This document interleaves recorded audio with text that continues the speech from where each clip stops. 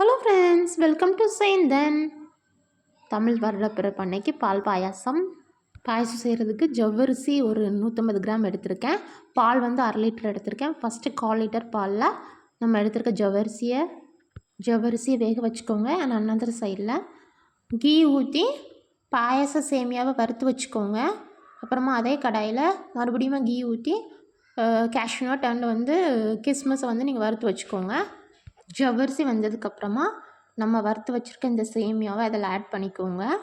சேமியா வந்ததுக்கப்புறமா சுகர் வந்து 250 கிராம் ஆட் பண்ணிக்கோங்க. உங்களுக்கு தேவைப்பட்டதுன்னா எக்ஸ்ட்ராவும் நீங்கள் ஆட் பண்ணிக்கலாம்.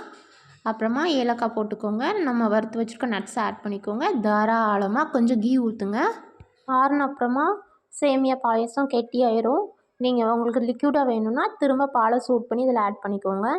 குட்டீஸ் கொடுத்துடலாம். பாயசம் எப்படி இருந்து குட்டீஸ்? ஃப்ரெண்ட்ஸ், நாங்கள் தமிழ் நியூ இயரை இப்படி தான் செலிப்ரேட் பண்ணோம். நீங்கள் எப்படி செலிப்ரேட் பண்ணீங்கன்னு கமெண்ட்ஸில் சொல்கிறீங்களா?